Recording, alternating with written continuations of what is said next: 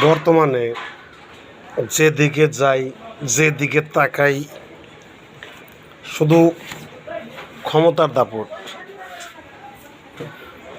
চায়ের দোকানে যাই, কেরা কত ক্ষমতা প্রদর্শন করব, কত ক্ষমতা আছে, কত ক্ষমতার মালিক, ক্ষমতা প্রদর্শনে ব্যস্ত। সাভারে আসার পর এক পদের মানুষ আছে যাদেরকে আমি বরাবরই দেখলাম, পোলা মেয়া গার্মেন্টসের শ্রম বিক্রি করে, আর এরা সারা দিন বইরা রিক্সা চালানোর নাম করে ওই চায়ের হোটেলে বসে টেবিল গরম করে। সন্ধ্যাবেলা 20-50 টাকার টিপ মাইরা বাড়তে আহে, উল্টা বোর কাছটা নিয়ে রিক্সা ভাড়ার যে রিক্সার যে জমাটা সেটা গ্যারেজে দেয়। ওই সমস্ত লোকজন ক্ষমতা প্রদর্শনে ব্যস্ত। বাবা রে বাবা,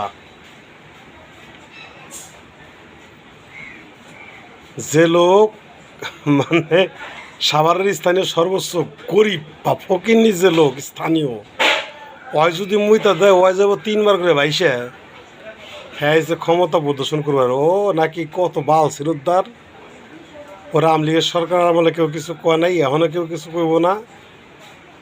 ও মানে বড় বড় নেতার হাত ধরে এখন কেউ কয় খাজনা, কেউ কয় তোলা, কেউ কয় মানে যে যেটা কয় ওইটাই করতেছে। তাই আজকে মানে দীর্ঘদিন পর মন খুইলা হাসলাম যে আওয়ামী লীগ সরকারের আমলে ফকিনের পোলারা R15 কিনে গোয়ারতলদা চালাইছে। ফকিন্নির পোলা মানে এলাকার সর্বোচ্চ ঘৃণিত যে মানুষগুলা ওইগুলার পোলাপান R15 কিনা চালাইছে। দিন বদলাইছে, আওয়ামী লীগ পলাইছে, কিন্তু এই নীতিটা বলায় নাই। নীতিটা আছে, যারা রাজনীতি করার উপযুক্ত তাদের খবর নাই, যারা মুইতা দিলে 24 বার করে ভাইসা যাইব তারাই সে খাড়াইতেছে দাদাগিরি করবার। এই হচ্ছে বর্তমান বাংলাদেশের পরিস্থিতি। মন খুইলে হাসলাম, আজকে দেখলাম আর হাসলাম।